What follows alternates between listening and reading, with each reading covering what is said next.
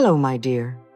I am glad you are here today, and I want to invite you into a very quiet journey with me, a journey of looking at fear, not as an enemy to fight, not as a monster to run from, but as something we can finally learn to observe. Just for these next few moments, you do not have to fix your whole life. You do not have to become fearless. You do not have to prove that you are strong. Let us simply sit together, breathe a little more slowly, and become curious about fear. Because the moment you become curious, something changes. Fear can still be there, but it is no longer the only voice in the room. Many people believe that when fear comes, it means something is wrong with them. They say, "I am afraid, so I must be weak. I am anxious, so I must not be healed. I am worried, so I must not trust life." But fear is not your true identity. Fear is a movement. It moves through the mind. It moves through the body. It tightens the chest, shortens the breath, tells a story, creates images, asks urgent questions, and then, if we do not keep feeding it, it can also pass.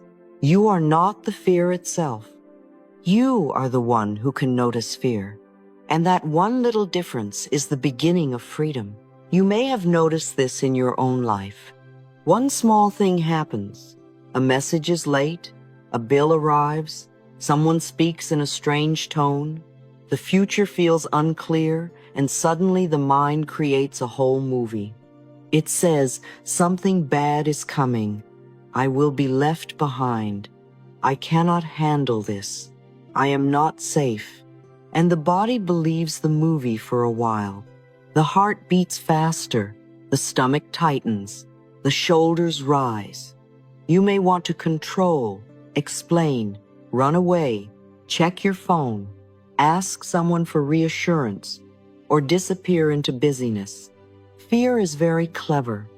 It tries to convince you that if you obey it quickly enough, you will be safe. But fear does not lose its power because you obey it. It loses power when you see it clearly. When you can say, fear is here, you have already stepped back from it. Not completely, perhaps, but enough. You have created a little space between the one who is watching and the thing being watched. And in that space, your wisdom can breathe. You can ask, is this fear showing me a real danger, or is it repeating an old wound? You can ask, what is happening right now, not in the imagined future? You can ask, can I stay with myself for one breath before reacting?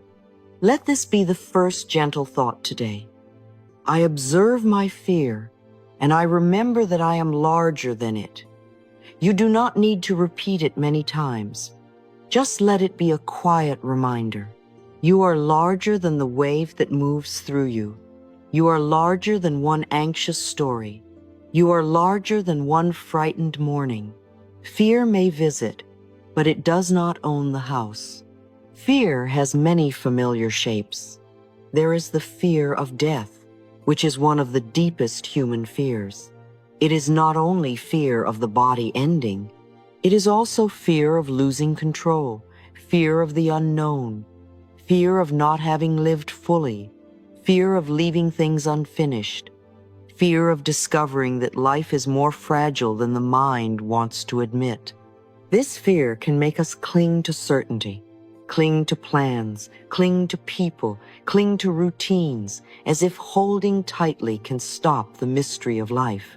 But no amount of control can make us truly peaceful. Peace comes when we learn to live more honestly today, to love more while we can, to say what needs to be said, to stop postponing the life that is asking to be lived. There is also the fear of loneliness. This one can be very tender. It may say, what if no one stays? What if I am not chosen? What if I have to face myself in the silence? Often, Beneath the fear of loneliness is not weakness. It is a deep longing to be connected, held, seen, and understood. When this fear is unconscious, we may chase people who are not good for us, overgive to be kept, or stay in noisy relationships because silence feels too frightening. But when we observe it, we can say, "This is my longing for connection. I do not need to abandon myself because I feel it. I can be with myself here." Then there is the fear of tomorrow. The mind loves to move into tomorrow before tomorrow has arrived. It imagines losing money, losing work, losing status, losing love, losing control, losing a future it has not even touched yet. And while the mind is living in tomorrow, the body suffers today. That is the strange thing about worry. It does not solve the future, but it steals the present. It makes the heart live through 1,000 imagined losses before any of them have happened. Observing this fear means gently bringing the mind back and saying, "We are here now. What is the next step for today? Not 10 years, not the whole road, just today." And many people carry the fear of not being good enough. This fear is often fed by comparison. You look at someone else and think they are more intelligent, more successful, more attractive, more disciplined, more loved, more chosen by life. And before you know it, your own beauty becomes invisible. The mind says, "I must catch up. I must prove myself. I must become better before I can rest." This fear makes life feel like an exam you are always failing. But your worth was never meant to be measured by whether you are ahead of someone else. You are not here to be a copy of another person's path. You are here to unfold your own. So when fear appears in any of these forms, name it gently. This is fear of the future. This is fear of being alone. This is fear of not being enough. This is fear of the unknown. Naming is powerful because it takes fear out of the shadows. You do not have to make it your identity. You can simply recognize the visitor. A visitor may be heard. A visitor may be understood. But a visitor does not become the owner of your life. For millions of years, fear helped human beings survive. It taught the body to detect danger quickly. It taught the nervous system to react before the mind had time to think. This was useful when danger was immediate and physical. But now, so many of our fears are not wild animals in front of us. They are memories, possibilities, opinions, imagined outcomes, old rejections, future problems, or the fear of being seen in the wrong way. The body can still react as if the danger is here. A thought about tomorrow can make your chest tighten today. A memory from years ago can make your stomach clench in this moment. The mind imagines, and the body responds. This is why we must become very gentle with the body. Do not say, "Stop being afraid." The body does not respond well to being ordered around. Say instead, "I see that fear is here. I am listening." Let the shoulders drop a little. Let the breath lengthen. Feel the chair beneath you, the floor beneath your feet, the room around you. You are teaching the nervous system that not every thought is an emergency. Most of us were taught to avoid fear instead of observe it. We distract ourselves, we scroll, we overwork, we cling, we control. We ask other people to make the fear go away, and sometimes that gives temporary relief, but the root remains. The fear returns in another form because it has not yet been understood. Observation is different. Observation says, "I am not running now. I am turning toward this with awareness, not with drama, not with punishment, with presence. So today, let your practice be very small. The next time fear rises, pause before obeying it. Do not immediately chase the reassurance. Do not immediately believe the story. Do not immediately decide the future is ruined. Just say, fear is here. Breathe once. Ask, what is it trying to protect me from? Then listen. You may discover that fear is not trying to destroy you. It is trying, in its old clumsy way, to keep you safe. And once you understand that, you can thank it, comfort it, and choose from a wiser place. You might say quietly to yourself, I no longer run from fear. I turn toward it with awareness. Let that be enough for today. Not perfect courage, not a fearless life. Just one moment where you observe instead of becoming the fear. One moment where you remember that there is a calm witness inside you, a loving awareness, a deeper self that can hold the trembling parts without being ruled by them. And from that place, fear begins to loosen. Not because you fought it, because you finally saw it clearly.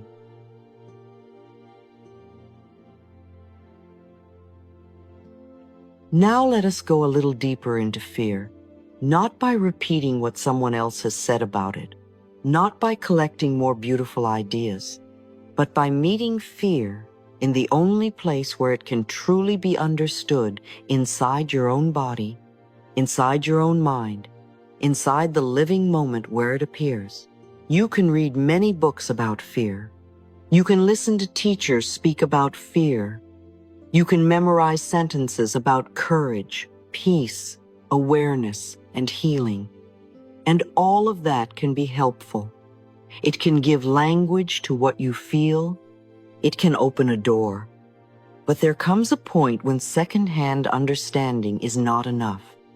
Someone can describe the ocean to you for 100 years, but you will not know water until you touch it. Fear is the same. You do not truly understand it by thinking about it from far away. You understand it by sitting quietly when it rises and saying, all right, I will look at you now. This kind of looking is very different from analyzing. Many people think they are observing fear, but really they are arguing with it. They ask, why am I afraid? Why am I like this? How do I get rid of it? What does this mean? What if it comes back? What if I never heal? That is not observation. That is fear wearing the clothes of self-inquiry. Observation is much simpler. It is almost innocent. A feeling comes, you notice it, you do not rush to fix it, you do not turn it into a life story. You do not immediately call someone to make it disappear. You simply say, fear is here, and for a few breaths, you let that be enough. There is a great freedom in discovering something directly.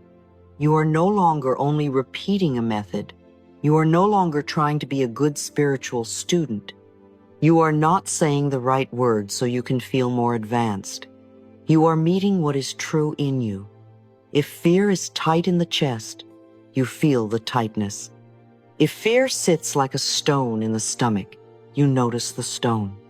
If fear makes the jaw hard, the throat close, the hands restless, you see that too.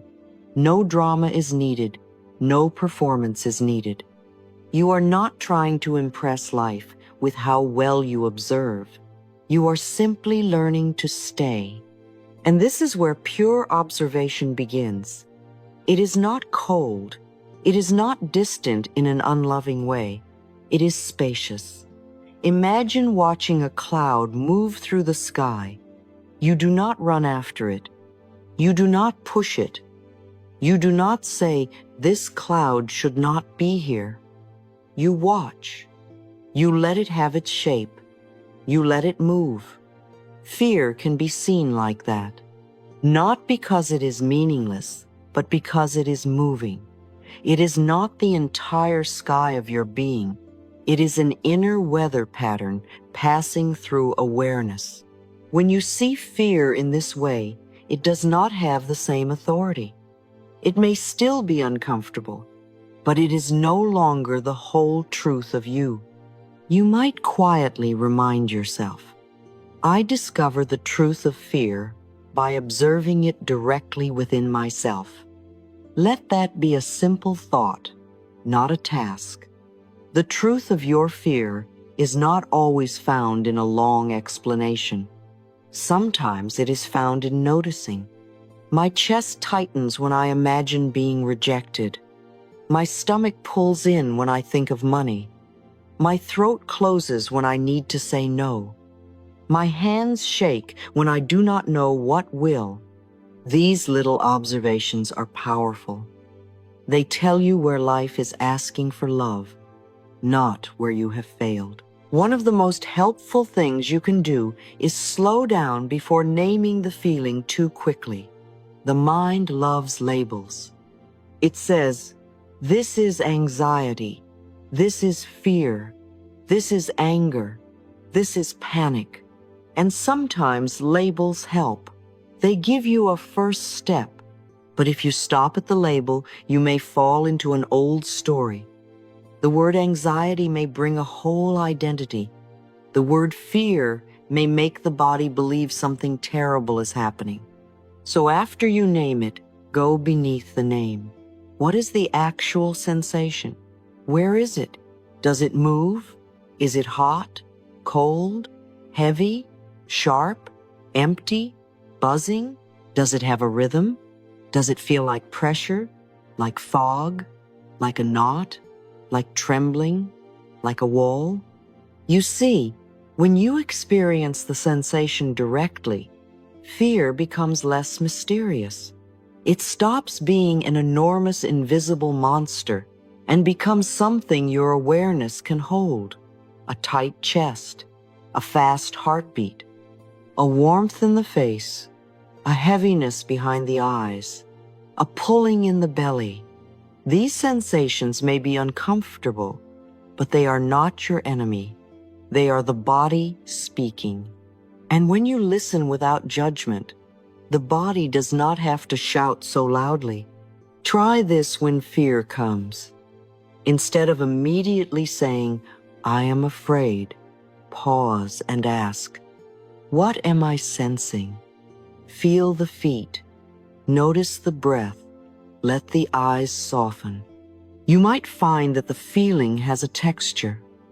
It may feel like buzzing electricity. It may feel like a cold, hollow space. It may feel like a tight band around the ribs. And if the mind asks, what does it mean? You can gently say, not yet. First, I am feeling. Many times the body needs to be felt before the mind needs to explain. This is not the same as letting fear control you. You are not giving it the steering wheel. You are not saying, fear, you may decide my whole life. You are simply stopping the war. When you stop calling the feeling bad, wrong, shameful, or dangerous, the nervous system has a chance to soften. You may say to yourself, I can feel this without becoming it. That sentence is very useful. You do not have to turn it into a big ritual. Just let it come in gently when you need it. I can feel this without becoming it. That is a doorway. You are allowing the sensation, and at the same time, you are remembering who you are. The mind has a funny way of working. It is not very good at subtraction. If I say to you, do not think of a purple flower, the image may appear immediately. If you tell yourself, do not be afraid, the word fear stays in the center of attention. If you say, I must stop thinking about this, you are still thinking about it. The mind is not wrong for this. It is simply how attention works. What you push against often receives more energy. What you repeat grows more familiar. What you fight becomes a stronger object in the mind. This is why so many people become tired trying to control their thoughts by force. They feel fear, and then they add resistance. I should not be afraid. I must stop this. I am not spiritual enough. I am failing. Now the fear has become heavier because shame is sitting on top of it. And then they try even harder to push it away. The more they push, the more fear returns. It is like trying to hold a beach ball underwater. You can do it for a little while, but it takes energy, and eventually it bursts back up. So we do something wiser. We do not feed fear with dramatic stories, and we do not fight it with harshness. We observe. We bring space. We shift attention from the storyline into awareness. The mind operates by adding and multiplying. Whatever receives attention receives energy. Whatever is repeated becomes stronger. So let us not repeat the fear story all day. Let us not say, what if this happens? What if that happens? What if I cannot handle it for hours and hours? At the same time, let us not shout, go away, fear. That also gives it energy. Instead, we look, breathe, feel, and allow the wave to move. What you resist grows. What you observe begins to lose its grip. This is not just a clever sentence. It is something you can test in your own experience. The next time fear comes, do not immediately fight it. Do not immediately obey it. Sit with it for 30 seconds. Feel where it lives. See what story it is telling. Let it be present without giving it your whole life. You may be surprised that when fear is allowed to be seen, it often changes shape. It may soften. It may reveal sadness underneath. It may reveal a need. It may reveal exhaustion. It may simply move. Now, the first practical solution is to create distance from fear. This does not mean pushing fear away. It means changing your language so you stop becoming identical with it. Instead of saying, I am afraid, try, fear is moving through me. Instead of saying, I am an anxious person, try, anxiety is appearing right now. Instead of saying, I am broken, try, a frightened part of me needs care. Do you feel the difference? One sentence traps you inside the emotion. The other gives you a little space to hold it. The chest may be heavy, but you are not only the heaviness. The belly may be tight, but you are not only the tightness. The mind may run quickly, but you are not only the running mind. There is a quiet space in you that can notice all of this. Sometimes it is very small at first, like a little candle in a dark room, but it is there. The more you practice noticing, the more that space grows. And in that space, choice returns. Fear wants urgency. Awareness gives you time. Fear says, act now, decide now, text now, run now, control now. Awareness says, let us breathe first. Fear says, if you do not solve the whole future right now, you are not safe. Awareness says, what is the next small step? Fear says, this feeling means danger. Awareness says, this feeling may be old. Let us look. This is how you stop being controlled. Not by becoming fearless, but by becoming less fused with fear. You might say gently, fear is happening, but I am the awareness watching it happen. This is one of the few lines worth pausing for. If it feels right, Say it once with me. Fear is happening, but I am the awareness watching it happen. And then, do not rush. Let the sentence open a little room inside. Fear may still be there. That is all right. We are not trying to erase it in one breath. We are remembering that it is not the whole of who we are. The second solution is to stop resisting. Now, this can be misunderstood, so let us be very clear. Not resisting fear does not mean surrendering your life to fear. It does not mean saying, "All right, fear, you decide everything." It means you stop fighting the fact that fear is present. You stop arguing with reality. You say, "Fear is here. I can sit with it." That simple acceptance releases a surprising amount of energy. The energy that was being used to push fear away can now be used to care for yourself.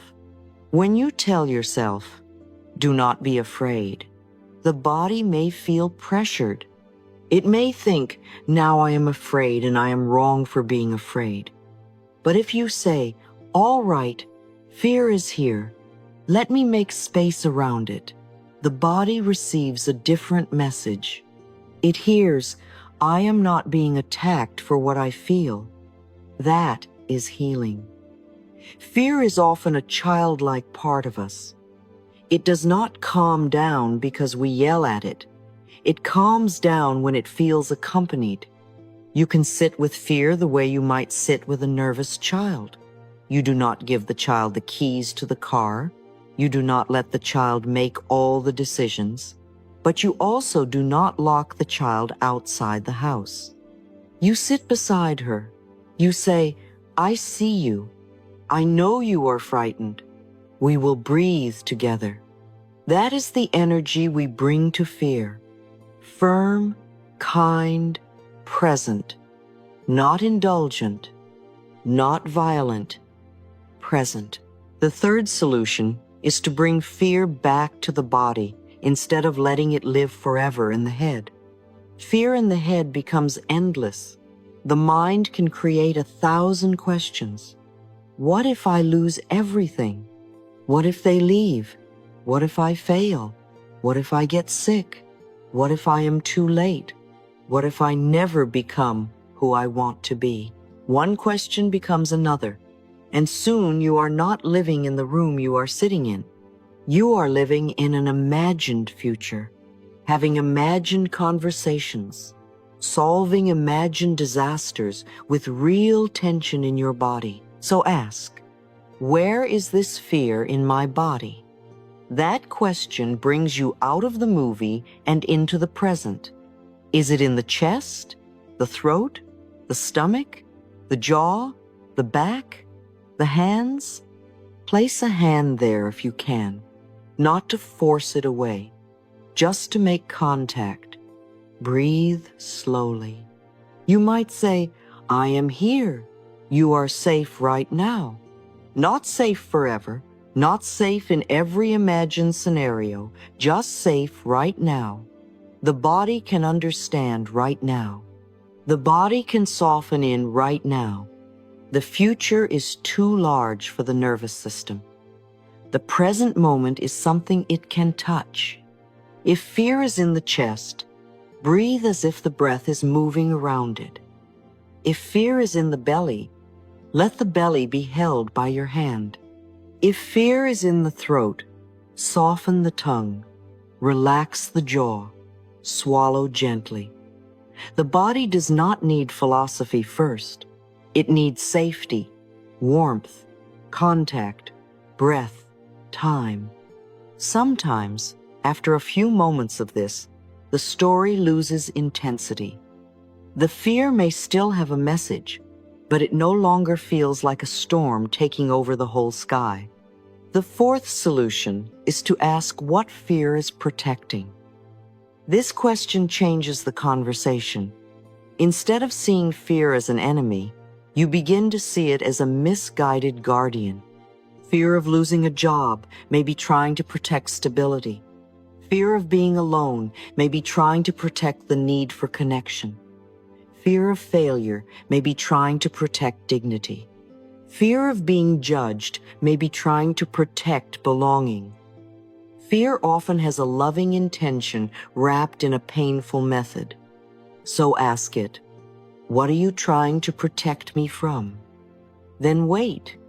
You may hear an answer. I do not want you to be hurt again. I do not want you to be humiliated. I do not want you to be abandoned. I do not want you to lose safety. When you hear this, something in you may soften. Fear is not wise enough to lead, but it is not always cruel. It is often old love mixed with old pain. Then you can thank it and lead it. Thank you for trying to protect me. I understand, but now I choose to act from peace. This is very different from self-violence. You are not cutting off fear. You are becoming the adult in the room.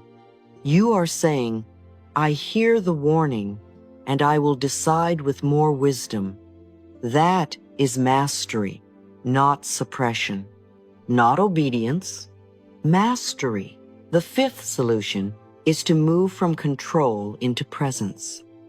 Fear wants certainty. It wants to know that tomorrow will not hurt, that no one will leave, that the money will always be enough, that the body will always be safe, that every choice will succeed, that every person will understand you. But life does not offer that kind of absolute certainty. When we demand it, we suffer. We spend the present trying to control a future that has not arrived. Presence brings your power back. You cannot live tomorrow today. You cannot fix the whole past in one breath, but you can be here with one feeling. You can make one choice. You can take one step. You can tell the truth once. You can rest for 10 minutes. You can write down the fear. You can ask for help. You can drink water. You can stop yourself before reacting from panic. This is where your power is not in controlling the entire timeline, but in meeting this moment with awareness. Ask, right now, am I safe enough to breathe? Ask, right now, what is actually happening? Ask, right now, what small step is in my hands? These questions pull you out of the imagined disaster and return you to life. Fear may still want the whole map. You can say, no, dear one, we are taking this breath. Then the next step will show itself. By now you may see that observing fear is not passive. It is one of the most active, intelligent things you can do. It requires courage to stop running. It requires tenderness to stop attacking yourself. It requires honesty to feel what is happening in the body. It requires maturity to hear fear's message without letting it control the car. And it requires trust to return to the present when the mind wants to live in 100 possible futures. The next time fear appears, do not make it a failure. Make it a practice. You may say, here is my opportunity to observe. Feel it. Name it lightly. Create distance. Stop resisting. Bring it back to the body. Ask what it is protecting. Return to the present. That is enough. You do not need to do it beautifully. You only need to do it sincerely. And if the fear is very strong, be extra gentle. Some fears are connected to deep wounds, trauma, grief, or long seasons of unsafety. Do not demand that they disappear because you observed them for 5 minutes. Healing is not a trick. It is a relationship. You are building a new relationship with your own nervous system, your own thoughts, your own body, your own younger self. That takes patience. It takes warmth. It takes repetition. There is no need to become fearless. Fearlessness is not the goal. Freedom is the goal. And freedom means fear can rise without becoming your master. Fear can speak without driving. Fear can appear without deciding your identity. You can feel the tremble and still choose the loving step. You can feel the uncertainty and still return to the breath. You can feel the old story and still remember, I am larger than this. So let us end this part very simply. You do not have to run from fear today. You do not have to fight it either. You can sit with it, look at it, breathe with it, and learn from it. And as you do, a quiet strength begins to return, not the hard strength that says, I am never afraid, but the deeper strength that says, even when fear comes, I know how to stay with myself. That is healing. That is freedom. That is the beginning of a life no longer led by fear, but guided by awareness, presence, and love.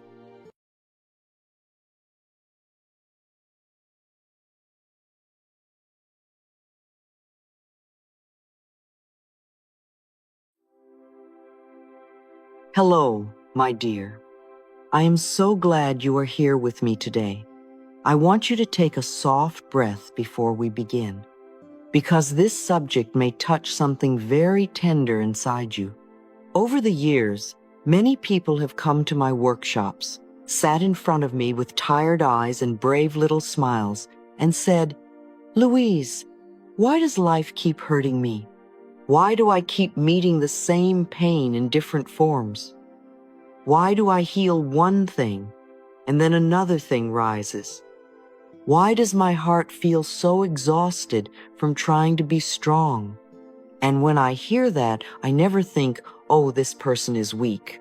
No, my dear. I think, here is a soul that has been carrying too much for too long, and the pain is finally asking to be heard. Because pain is not always your enemy. Sometimes pain is the knock at the door of a room inside you that has been closed for many years. It is life saying, very gently but very persistently, please look here. Something in you has been waiting for love. Pain softens when I stop fighting myself and begin listening with love. We often want pain to disappear as quickly as possible. We say, make this feeling go away. Make this loneliness go away. Make this fear, this anger, this heaviness, this ache in my body, this sadness in my chest, go away. And I understand that. No one wants to suffer. But sometimes, when we only try to remove the pain, we miss the message it carries. Pain may be saying, you have ignored your needs for too long. Pain may be saying, you keep choosing people who cannot honor your heart. Pain may be saying, you are tired of pretending. Pain may be saying, you are still punishing yourself for something that needs compassion, not shame. Pain may be saying, the little child inside you is still afraid. When you stop seeing pain as something to attack and begin seeing it as something to listen to, the whole healing process changes. Life does not hurt you simply to punish you. I know it can feel that way when the same kind of disappointment returns, when the same fear rises, when the same old wound is touched again by a new person, a new situation, a new silence, a new loss. But many times, life is not punishing you. Life is revealing what has not yet been loved. The wound is not appearing because you are failing. It is appearing because it is ready to be brought into the light. A part of you that once had to hide, swallow, freeze, please, fight, or run is now asking, can I finally be held? And this is where healing begins, not in hating the wounded part, but in turning toward it with tenderness. Sometimes pain becomes heavier because we resist what we feel. We feel sadness, and then we shame ourselves for being sad. We feel anger, and then we call ourselves bad for being angry. We feel fear, and then we tell ourselves we should be more spiritual, more positive, more evolved, more grateful. And now there are two layers of pain: the original feeling and the shame we place on top of it. My dear, you do not heal by making yourself wrong for being human. You heal by asking a better question. Not, why am I so weak? But, what part of me is asking for love right now? Not, why can't I just get over this? But, what did this pain come to teach me? Not, what is wrong with me? But, where have I been separated from myself? There is another kind of suffering that comes from having a very developed awareness without enough peace to hold it. Some people feel too much because they see too much. They notice the impermanence of life. They notice how people change, how love can be uncertain, how the future cannot be controlled, how quickly time passes, how complex human beings are. They analyze, they compare, they predict, they try to understand every motive, every outcome, every danger, every possibility. And what may look like overthinking is sometimes the shadow side of a sensitive, intelligent, highly aware mind that has not yet learned how to rest in love. Awareness by itself can feel heavy. If you see everything, but do not know how to hold what you see with compassion, life becomes overwhelming. You may begin to feel that every relationship is fragile, every choice is dangerous, every future is uncertain, every mistake is permanent. But awareness was never meant to become a weapon against you. Awareness is meant to be a lamp. It shows you where the wound is, and then love must enter. If awareness only says, "Look how broken everything is," it becomes pain. If awareness says, "Here is what needs tenderness," it becomes healing. My awareness becomes healing when it is held with love. When pain rises, human beings often protect themselves in four main ways. Some of us fight. We become angry, sharp, controlling, defensive. We want to prove we are right. We want someone to hear us, respect us, admit what they did. And underneath fight, there is often a very tender fear. Will anyone listen to me? Will anyone protect me? Will anyone respect what I feel? Some of us flee. We avoid the conversation, the feeling, the decision, the truth. We keep busy, scroll, work, distract, disappear, say we are fine. Running may make the feeling quieter for a moment, but the wound waits. Some of us freeze. We become numb. We cannot decide. We do not know what we feel. We lose motivation. The body says, "This is too much," and it protects us by shutting down. And some of us fawn. We become pleasing, agreeable, apologetic, easy to love. We try to keep everyone calm so we can feel safe. We say yes when our soul says no. We smile when we are hurt. We abandon ourselves to avoid being abandoned by someone else. And all of these responses once tried to protect us. They are not proof that we are broken. They are proof that the nervous system learned ways to survive. So today, instead of attacking the ways you protected yourself, honor them. Say, "I see how I fought. I see how I ran. I see how I froze. I see how I pleased. I understand why I did those things. And now, perhaps, I can choose gentler ways to heal. There is so much kindness in that. You do not have to shame the old survival pattern. You can thank it for bringing you this far, and then slowly teach the body that there are new ways to be safe. A breath instead of an explosion, a boundary instead of overgiving, a pause instead of running, a hand on the heart instead of self-attack. I honor the ways I protected myself, and I now choose gentler ways to heal. And maybe for this first part, that is enough. To stop seeing your pain as proof that something is wrong with you, and begin seeing it as a message from a part of you that is ready to be loved. In the next part, we will go into the tender practice of accepting emotions, not drowning in them, not denying them, but learning how to sit beside them like a loving mother sits beside a crying child, until the heart finally feels safe enough to soften.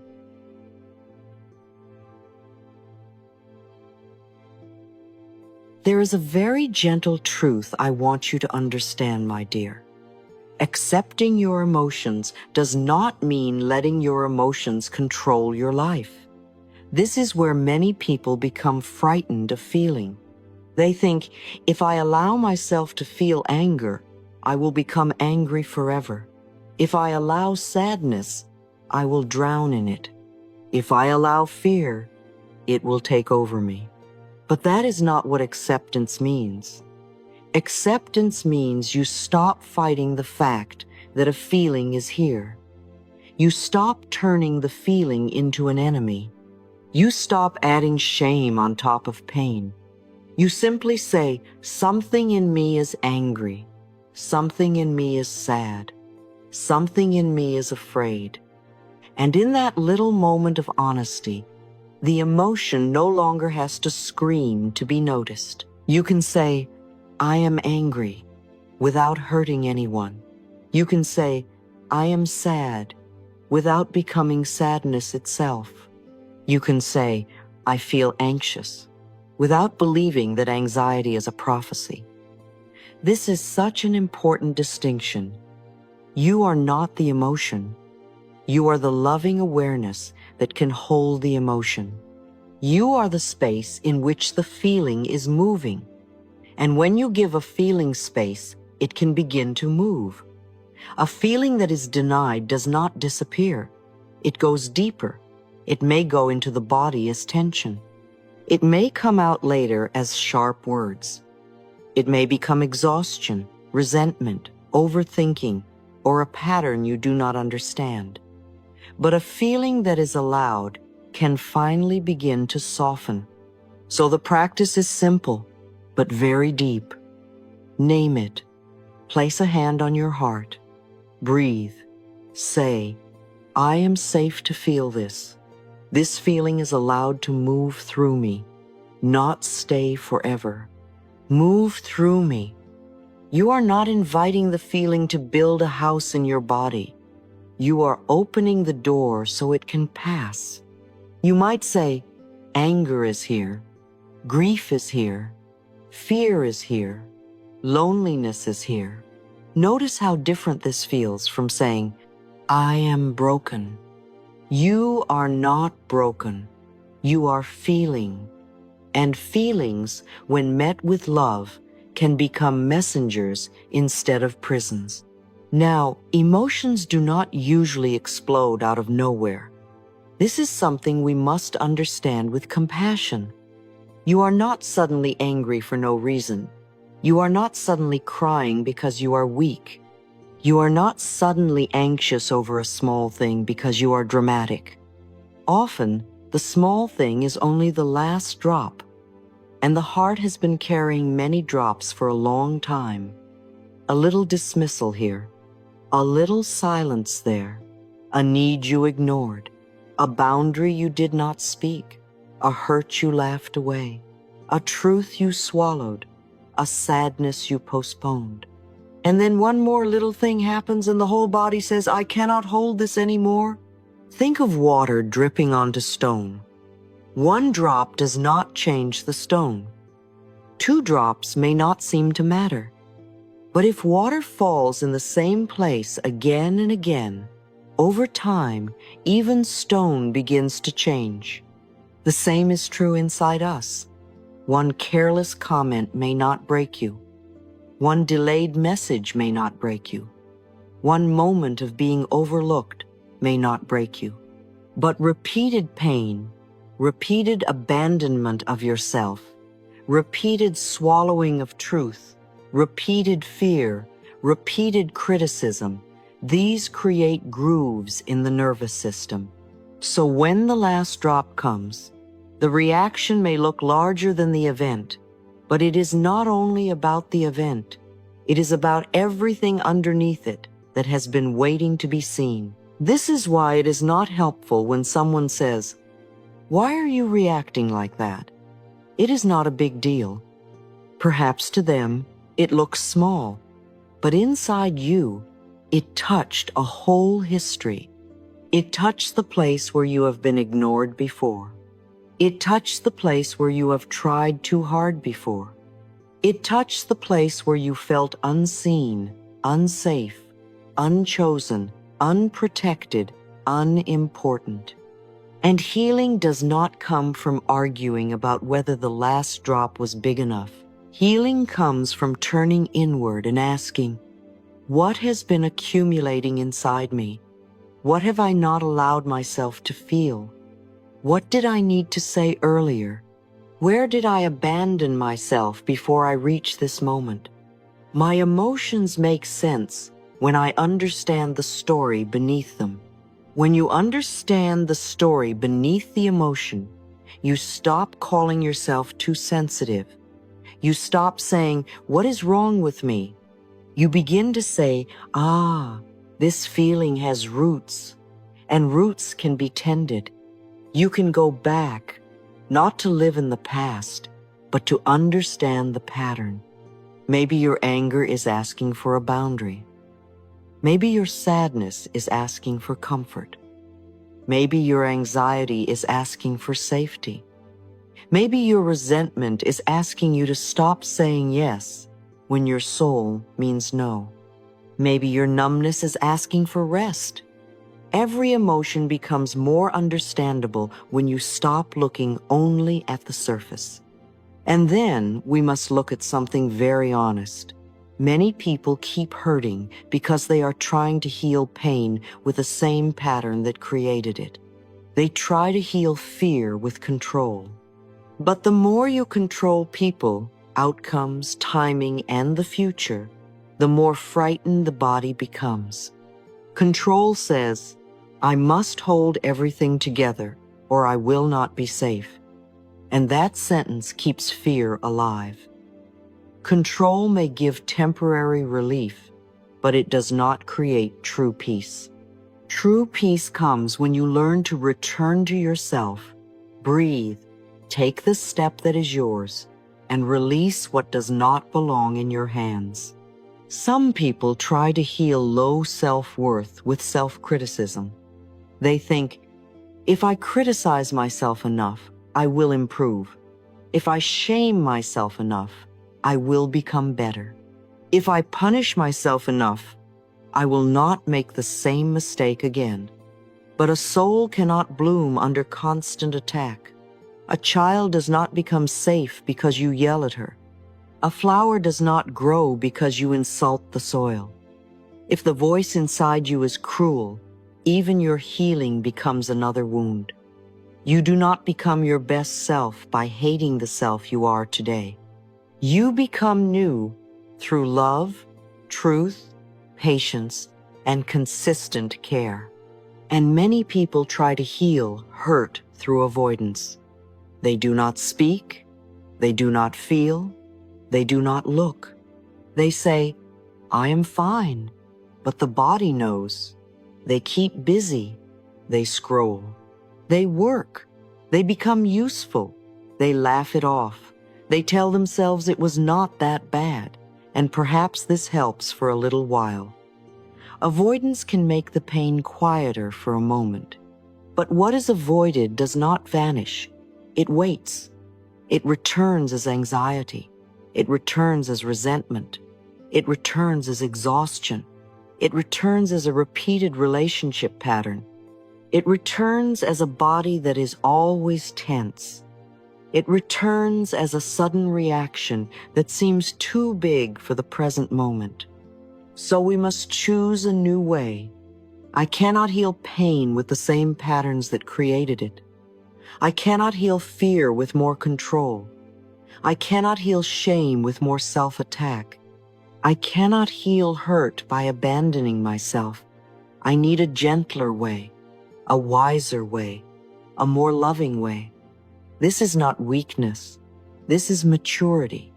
This is what happens when you stop living from survival and begin learning how to live from healing. Now let us speak about the mind. Many people ask, how do I control my mind? And I want to be very clear. Controlling the mind does not mean forcing it into silence. The mind does not respond well to violence. If you say, stop thinking, stop feeling, stop worrying, stop being like this, the mind often becomes louder. It feels attacked and it defends itself. Mastery is not suppression. Mastery is observation, guidance, and choice. You learn to watch the mind without believing everything it says. You learn to guide it back to truth. You learn to choose a softer interpretation, a calmer response, a more loving next step. One of the most powerful practices is separating the event from the story. The event is, someone has not replied yet. The story is, they are abandoning me. The event is, I made a mistake. The story is, I am useless. The event is, something did not happen on my timeline. The story is, life is against me. When these two things become fused together, you suffer more. But when you separate them, freedom returns. You can say, the fact is this. The story my mind is adding is that. And then you can ask, is this story helping me heal, or is it frightening my nervous system? Ask better questions. What is the objective truth here? What am I adding? What old wound might be speaking? Is there a kinder way to see this? What is the most loving next step? These questions do not make you passive. They make you conscious. They bring you out of automatic reaction and into choice. The mind may still offer fearful stories, but you do not have to sign every contract it hands you. You can read the thought and say, no, thank you. I am choosing another meaning. And this leads us to another important truth. Do not believe every thought you have. A thought is not a prophecy. A thought is not always guidance. A thought is not always truth. Sometimes a thought is only fear trying to protect you. Sometimes it is an old belief repeating itself. Sometimes it is the nervous system imagining the worst so you will feel prepared. I will fail is a thought. No one loves me is a thought. I cannot get through this is a thought. These thoughts may feel intense, but intensity is not the same as truth.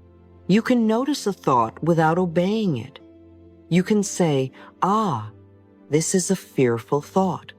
This is the old wound speaking. This is my mind trying to protect me. This is not the final truth of who I am. The moment you name a thought, you are no longer completely trapped inside it. You have become the observer, and the observer is powerful because the observer has space. In that space, you can breathe. In that space, you can choose. In that space, you can say, what would love say here? Maybe the thought says, I am not enough. You breathe and answer, I am learning, and I am worthy of kindness. Maybe the thought says, this will never change. You answer, things can shift one step at a time. Maybe the thought says, I am alone. You answer, I am here with myself now, and life can support me in ways I have not yet seen. This is not pretending. This is training. This is teaching the mind that fear is not the only teacher in the room. So today, when an emotion rises, do not push it away. Name it, hold it, let it move. When a reaction feels too big, do not shame it. Ask what has been accumulating beneath it. When you notice an old pattern, do not attack yourself. See that it once tried to protect you and then choose a gentler way. When the mind creates a frightening story, do not immediately believe it. Ask what is true, what is added, and what would bring you back to love. And perhaps the practice is very small. One feeling named honestly, one hand placed on the heart, one thought observed instead of obeyed, one story questioned before it becomes your whole reality, one breath before returning to yourself. That is not small healing. That is the beginning of a new relationship with your own inner world. What I allow myself to feel can finally begin to heal. I guide my mind back to truth, peace, and love. I can notice a thought without obeying it. Maybe this is how life slowly stops hurting in the old way. Not because nothing difficult ever happens again, but because you no longer abandon yourself when difficulty happens.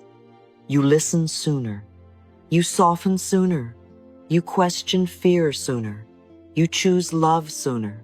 And little by little, the pain that once came to break you begins to become the doorway that brings you home. I also often write in my journal, my dear, not because my life is always clear, but because the page gives my inner world a place to breathe. There are feelings we cannot explain quickly to another person. There are fears that sound too messy when we speak them out loud. There are old wounds that do not need advice first. They need space. And sometimes, when we keep everything only in the mind, the thoughts begin to circle like birds trapped in a room. They repeat, they grow louder, they become larger than they are. But when we place them on paper, something changes. We can see them. We can sit beside them. We can say, this is what I am carrying. A journal is not only a place to record what happened today. It is a private healing room where the soul can finally tell the truth without being interrupted. Write what you have not dared to say. Write what hurts you. Write what you are afraid of. Write the sentence you keep swallowing. Write the need you pretend not to have. Write the anger without trying to make it polite. Write the sadness without calling it weakness. No one is there to judge you. No one is there to say, don't think about that. No one is there to rush you into being okay. The page can hold what the heart has been holding alone. My journal is a safe place where my inner world can speak. And when you write, ask loving questions. Not questions that shame you, not why am I like this, but what am I truly hurting from? What old memory does this present pain touch? If this feeling had a voice, what would it say? What is it trying to protect me from? What do I need that I have not allowed myself to need? What part of me is asking to be held? These questions are like little candles. They do not force the darkness away. They simply help you see what is there. Pain begins to change when it feels understood. Perhaps your anger says, I need a boundary. Perhaps your sadness says, I need comfort. Perhaps your fear says, I need safety. Perhaps your overthinking says, I need trust. Perhaps your loneliness says, please come back to me. And when you ask with love, the pain begins to reveal its wisdom. But healing is not only in the mind. The body carries what the mind tries to forget. The tight shoulders, the heavy chest, the clenched jaw, the stomach that pulls in, the throat that feels closed. Sometimes these are not random tensions. Sometimes they are unspoken words, unshed tears, old fear, old anger, old grief waiting for safety. So place a hand on the place that feels tight and say, I am here. You are safe now. Breathe in slowly. Breathe out longer. Let the body know that it does not have to hold everything forever. Walk, stretch, cry if tears come. Take a warm bath. Shake your hands. Let the breath move through you. Sometimes healing does not need more analysis. Sometimes it needs release. Sometimes the body simply wants to know that you will no longer treat it like an enemy for carrying your pain. And then, little by little, shift the question. Instead of asking, why does life keep hurting me? Ask, what is this pain trying to teach me? Maybe it is teaching you where a boundary is needed. Maybe it is showing you the story you are ready to release. Maybe it is calling you back to self-love. Maybe it is asking you to stop abandoning yourself in order to be loved by others. Pain becomes different when it is no longer your identity. It becomes a teacher. A difficult teacher, yes, but one that can guide you back to truth. After you understand this, you will not become someone who never feels pain again. You will become someone who does not fear your inner world in the same way. Sadness comes, and you listen. Anger comes, and you look for the boundary. Anxiety comes, and you bring the body back to safety. Pain comes, and you do not leave yourself. That is the change. Life may still touch old wounds, but now you know how to hold yourself with love. If this message has met a tender place in you, write in the comments, I listen with love. Let that be your promise to yourself. And if you feel guided, write what you are ready to heal. Anger, sadness, fear, overthinking, old pain, self-criticism, or loneliness. Not to expose yourself, not to perform your healing, but to speak honestly to your own heart and say, I am no longer running from you. Life never stops hurting until you learn this truth. Pain is not here to destroy you. It is here to show you where love has been missing, where healing is ready, and where you are being called back home to yourself. And when you finally stop fighting the pain and begin listening with love, something inside you softens. The wound is no longer a prison. It becomes a doorway. And on the other side of that doorway, there you are waiting for your own tenderness, your own presence, your own love.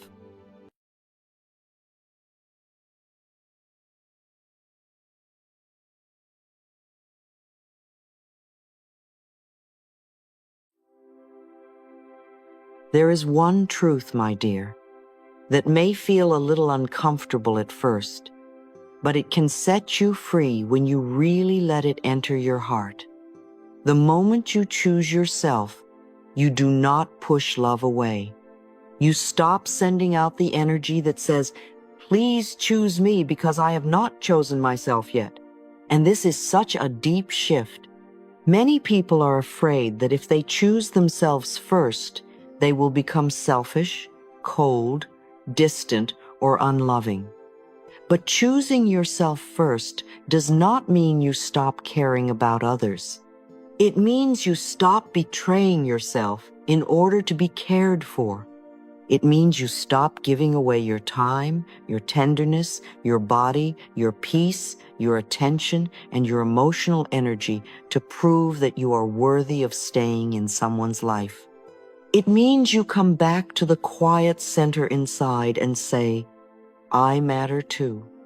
My needs matter too. My peace matters too. My life is not here only to be arranged around someone else's approval. I choose myself first, and what is truly aligned with me begins to come closer. When you do not choose yourself, your energy often becomes very anxious. You may chase. You may overgive. You may explain too much. You may laugh when you want to say no. You may say yes when your whole body is tired. You may accept little crumbs of attention and call them love, because a part of you is afraid that if you ask for more, you will receive nothing at all. And I want you to be very gentle with yourself if you recognize this. These patterns often come from old pain. They may come from a time when love felt conditional, when being chosen felt uncertain, when you learned that to be loved you had to perform, please, save, fix, prove, or disappear into someone else's needs. So we do not shame the part of you that chased. We hold it. We say, darling, you were only trying to be loved, but now we are learning a new way. Because the energy of chasing says to life, my value is outside of me. It says, I need someone else to confirm that I am enough. And when that signal is strong, you may attract situations that mirror it back to you.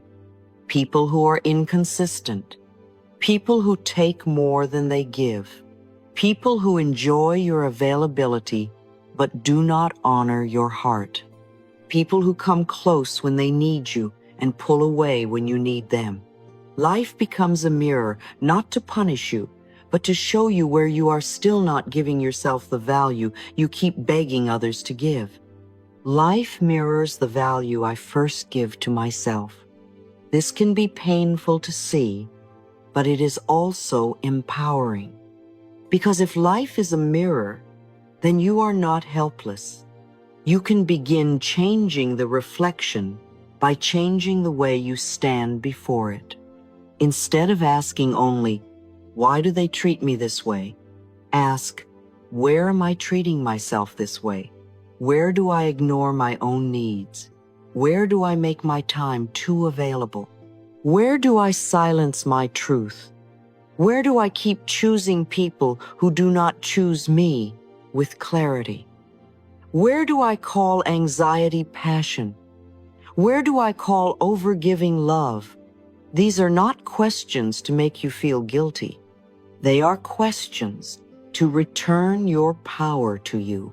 Choosing yourself first means you begin to treasure your energy.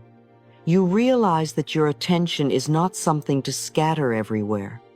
Your emotional presence is not something everyone has earned.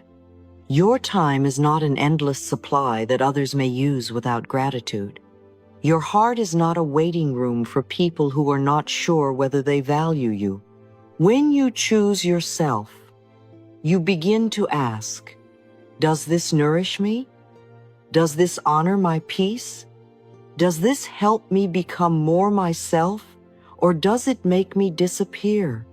And slowly, the places where you used to abandon yourself become the places where you begin to return. This is not coldness. This is not selfishness in the harsh sense. This is self-respect, learning to breathe. You can still love deeply. You can still be generous. You can still be kind, tender, patient, and warm. But now your giving comes from fullness, not from fear. Your yes comes from truth, not from panic. Your no comes from peace, not from bitterness. You no longer give in order to be saved. You give because love is alive in you, and you are wise enough not to pour that love into places that keep emptying you. And one of the most beautiful parts of choosing yourself is learning how to be alone without feeling abandoned. Being alone and being lonely are not the same thing. Loneliness is the ache of feeling cut off from love. Aloneness can be a sacred space where you return to love. When you do not know how to be with yourself, silence can feel frightening. An empty evening can feel like rejection. A quiet phone can feel like proof that no one cares. But when you begin to build a loving relationship with yourself, solitude becomes different. It becomes a room where you can hear your own thoughts, a garden where your energy grows back, a soft place where you do not have to perform, explain, impress, or be chosen. I can be alone and still feel deeply loved by myself and by life. In that space, you begin to discover who you are without the noise of other people's needs. You read, you walk, you pray, you stretch, you make tea, you write your feelings. You learn something new. You care for your skin, your body, your room, your money, your dreams. You let the inner child play. You let the adult self organize. You let the soul breathe. And little by little, your own presence becomes less like a punishment and more like a home. You do not need to run from yourself anymore. There is a magnetic quality in someone who enjoys their own presence. You can feel it. They are not desperate to be completed. They are not entering every relationship with hunger in their eyes, asking, "Will you finally make me feel real?" They already have a life they are tending. They already have an inner world they respect. They already know how to sit with themselves, listen to themselves, and care for themselves. So when love comes, it is not a rescue mission. It is a meeting. It is a sharing. It is two whole energies choosing to walk together, not one empty heart asking another person to become its oxygen. Private space nourishes your aura, your energy, your essence. Not because you are hiding from life, but because you are returning to source. When you read something that expands you, you become more interesting to yourself. When you move your body, you remember you are alive. When you write honestly, you stop carrying everything in the chest. When you create, beauty begins to flow through you again. When you sit in silence, your intuition becomes clearer. When you walk alone and enjoy the sky, you realize that life is still speaking to you. These quiet acts make your energy less scattered, more gathered, more radiant, more yours. And this is why choosing yourself often attracts what you truly want. Not because you are pretending not to care, not because you are playing a game, but because you are no longer trying to magnetize love through lack. You are no longer saying, "Come, fill the emptiness I refuse to meet." You are saying, "I am full enough to recognize what is healthy. I am peaceful enough to wait for what is aligned. I am worthy enough to stop begging for what should be given freely." That energy is magnetic because it is clean. It does not pull. It does not chase. It shines. When you are full inside, you stop mistaking intensity for love. You stop mistaking anxiety for chemistry. You stop mistaking inconsistency for mystery. You stop mistaking crumbs for nourishment. You become lighter. You become clearer. You become less available for confusion and more available for peace. And what is truly aligned with your soul can come closer because you are no longer blocking it with the old belief that you must earn love through self-abandonment. Maybe today, choosing yourself is very simple. Maybe it is not answering immediately. Maybe it is eating a real meal. Maybe it is saying no without writing a full essay. Maybe it is taking a walk instead of checking their page again. Maybe it is choosing the dress, the book, the prayer, the journal, the work, the dream, the body, the quiet hour. Maybe it is looking in the mirror and saying, I am not waiting to be chosen before I belong to myself. And perhaps that is the beginning of everything. Not the loud beginning, not the dramatic beginning. The quiet beginning where you stop standing outside your own heart, knocking and hoping someone else will let you in. You open the door yourself. You enter. You sit down inside your own life. You say, I am here now. And from that place, love does not have to rescue you. Abundance does not have to prove you are enough. A relationship does not have to become your entire identity. You are already returning to wholeness. I become magnetic when I enjoy my own presence, not because I need to perform, not because I need to be perfect, but because I have stopped running away from myself. And the moment you become a safe, loving, beautiful place for your own soul to live, life begins to meet you differently. The right people feel your peace. The wrong people feel your boundary. And you feel yourself, perhaps for the first time in a long time, coming home.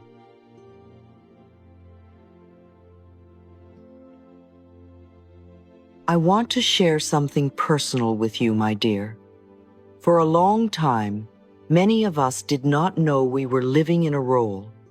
We thought it was our personality. We thought, this is just who I am. I am the one who understands. I am the one who stays quiet. I am the one who helps. I am the one who never says no. I am the one who keeps the peace. I am the one who can handle it. I am the one who does not need much. And perhaps the world praised us for it. Perhaps people said, you are so easy to love. You are so kind. You are so mature. You never cause trouble. But underneath that role, there may have been a smaller, quieter truth. I am afraid that if I stop being useful, I will stop being loved. This is where choosing yourself becomes so important. It is not only about saying no to others. It is about saying yes to the real self that has been waiting beneath the performance. I am allowed to become my own person. Ask yourself gently, what role have I been playing? Were you the good one? The strong one? The rescuer? The one who always understood everyone else, but was rarely understood? The one who never asked for too much? The one who made herself small so others could feel comfortable? The one who overgave because receiving felt unsafe? The one who believed that love had to be earned by usefulness, patience, silence, beauty, success, or sacrifice? These roles may have helped you survive. Please do not hate them. At some point, they may have protected you. The child in you learned, if I am easy, maybe I will be kept. If I am helpful, maybe I will be needed. If I do not disappoint anyone, maybe I will be safe. But a role that once protected you can later imprison you. Individuation is the beautiful, sometimes uncomfortable process of coming out of the role and becoming yourself. It is the moment you begin asking, what do I truly want? Not what will make everyone approve, not what will keep everyone calm, not what will make me look good. What do I truly want? You begin asking, am I living by my own values? Or am I only living inside other people's expectations? You begin asking, if I were not afraid of being judged, what would I choose? These questions can feel frightening at first, because they open a door that the old role tried to keep closed. But they also bring fresh air. They remind you that your life is not meant to be only a response to other people's needs. Your life is meant to be lived from the inside out. When you begin becoming your own person, some old parts of you may tremble. The part that wanted everyone to like you may say, "Be careful. If you change, they may not understand." The part that survived by pleasing may say, "Say yes, it is safer." The part that feared abandonment may say, "Do not create distance. Do not have needs. Do not choose yourself too clearly." So you move gently. You do not attack these parts. You thank them. You say, "I know you tried to keep me loved, but now love must include me too." This is a powerful sentence. Love must include me too. If love requires you to disappear, it is not the kind of love your soul came here to live. Inner freedom begins when you no longer have to perform a pleasing version of yourself just to be kept. You are allowed to have preferences. You are allowed to have boundaries. You are allowed to have a rhythm that is not convenient for everyone. You are allowed to need rest. You are allowed to change your mind. You are allowed to have a voice that does not always agree. You are allowed to be warm without being endlessly available. You are allowed to be loving without being self-erasing. This is not rebellion in the childish sense. This is the soul reclaiming its shape. And beneath so much of this is the inner child, the little one inside who may still believe that approval is safety. If you had to be good to be loved, you may grow up believing you must give more than you have in order to be chosen. If you were abandoned, you may cling to people who do not truly meet you because being alone feels like danger. If you were criticized, you may become obsessed with being perfect so no one can find a reason to leave. If you were ignored, you may chase attention even when it comes from people who do not treat your heart with care. The adult mind may say, "I know better," but the inner child still feels, "Please do not leave me." This is why choosing yourself is not just a mindset. It is deep reparenting. I give my inner child the love I once searched for outside. Your inner child does not need another person outside to finally prove that she is lovable. She needs you. She needs you to come back. She needs you to say, "I am here. I choose you. I will not abandon you again." She needs to see you rest when you are tired instead of pushing until you break. She needs to see you say no when something overloads you. She needs to see you leave what keeps hurting you, not because you are cruel, but because you are finally protective. She needs to see you stop chasing people who make you feel small. Every loving boundary becomes a message to the child inside. You are safe with me now. This is why choosing yourself can feel emotional. You are not only changing behavior, you are repairing an old abandonment.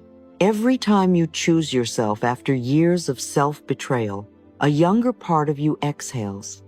When you eat because the body needs nourishment, you are saying, "I care for you." When you take a quiet evening instead of forcing yourself to be available, you are saying, "Your peace matters." When you stop begging someone to choose you and return to your own life, you are saying, "I will not leave you for someone who is unsure." This is healing at the root. And yes, to live authentically, you need healthy selfishness. I know that word can feel uncomfortable. Many people hear selfish and think of someone cold, careless, greedy, or cruel. But healthy selfishness is different. Healthy selfishness is the ability to honor your soul without asking permission from every person around you. It is the ability to say, "This is what is true for me." It is the ability to choose peace over drama, your goals over constant people-pleasing, your healing over old loyalty to pain, your truth over approval. It is not selfish to protect the life you are responsible for living. It is not selfish to stop making yourself available for every expectation. It is not selfish to become honest. Authenticity needs boundaries. Without boundaries, you will keep editing yourself to be liked. You will say yes when you mean no. You will soften the truth until it no longer protects you. You will choose what others expect and then wonder why you feel empty. You will call it love, but resentment will grow underneath. A life without healthy selfishness becomes a life where everyone else has a vote, but your own soul has none. And your soul was not created to be silenced in its own life. Healthy selfishness may disappoint people. Let us tell the truth about that. When you begin living more honestly, not everyone will clap. Some people liked the role you played because it benefited them. They liked the version of you who answered immediately, who forgave quickly, who never asked for consistency, who adjusted herself around their comfort, who gave without needing anything back. When that version begins to change, they may feel uncomfortable. They may call you distant. They may say you have changed. They may say you are selfish. Sometimes, "You have changed" simply means you are no longer abandoning yourself in the way I was used to. This is the price of authenticity, and it is also the doorway to freedom. You cannot live a life that truly belongs to you while asking everyone for permission to be yourself. A real life will disturb some expectations. A real boundary will disappoint some demands. A real voice will make some people uncomfortable. But the loss of false approval may be the cost of gaining yourself. And gaining yourself is worth it. Healthy selfishness also becomes a filter for relationships. When you begin choosing yourself, people reveal themselves. Some people will adjust. They may not understand immediately, but they will respect that your needs matter. They will learn your boundaries. They will not require your exhaustion as proof of your love. These are people who can grow with you. And some people will become angry simply because you are no longer as useful to them. They may miss your overgiving, not your true self. They may miss the access, not the intimacy. They may miss the way you once made their life easier while making your own life smaller. This is painful to see, but it is also clarifying. Boundaries reveal the quality of love. If someone is only kind when you say yes, that is not mature love. If someone respects you only when you are convenient, that is not deep respect. If someone withdraws affection every time you choose yourself, that is control wearing the mask of closeness. But if someone can hear your no and still honor your humanity, if they can give you space without punishing you, if they can disagree without devaluing you, if they can let you be a separate person and still love you, that is a healthier kind of connection. That is the kind of love your nervous system can slowly trust. Choosing yourself helps you stop keeping the wrong people through self-abandonment. This is so important. Sometimes we think we are keeping love alive by overgiving, over-explaining, over-functioning, and over-adjusting. But what we are really keeping alive is a pattern where our worth depends on how much we can tolerate. A pattern where we confuse attachment with love. A pattern where we keep proving our value to people who are not truly seeing it. When you choose yourself, The wrong people may move farther away, but the right relationship with yourself moves closer, and that changes everything. You do not need to prove your value to someone who benefits from not seeing it. You do not need to keep auditioning for a place in someone's heart. You do not need to twist yourself into a more acceptable shape. You do not need to abandon your own soul just to avoid loneliness. There is a loneliness that comes from being alone, and there is a deeper loneliness that comes from being with people while not being yourself. Choosing yourself may create a little space at first, but that space is not empty in a bad way. It is the space where your real life can begin to enter. So perhaps today you ask, where am I still acting? Where am I pretending to be fine? Where am I saying yes to keep the peace? Where am I waiting to be chosen by someone I have placed above myself? Where am I calling fear love? Where am I carrying a role that no longer fits my soul? And then, very gently, choose one small act of truth, one no, one honest sentence, 1 hour alone, one boundary, one return to the body, one moment where you say, I choose myself here. The beautiful thing is that you do not have to become your whole true self in one day. You can uncover yourself slowly, like taking off coats you wore in weather that has already passed. The coat of being too good, the coat of being too available, the coat of being the rescuer, the coat of being the one who never needs. One by one, you remove what is heavy. And underneath, you may find someone soft, bright, wise, playful, powerful, loving, and real. And maybe tonight, instead of asking, who is choosing me? You ask, where am I choosing myself? That question will tell you everything. It will show you where love is clean, where love is fear, where love needs boundaries, where the inner child needs comfort, where the soul is ready to grow. It may not answer all things at once, but it will open the right door. My boundaries reveal who truly respects my soul. And if some people step away when you finally begin respecting yourself, let the space teach you something. Let it show you what was built on truth and what was built on your self-abandonment. Then turn toward the mirror. Look into your own eyes and say, I am allowed to become my own person. I choose my truth. I choose my peace. I choose the little child in me who has waited so long for me to come home. And now, my dear, this is where trust becomes very real. Because choosing yourself is beautiful when we speak about it. But when you actually begin doing it, a fear may rise. If I choose myself, will I lose them? If I stop overgiving, will they leave? If I say no, will they be disappointed? If I set a boundary, will love disappear?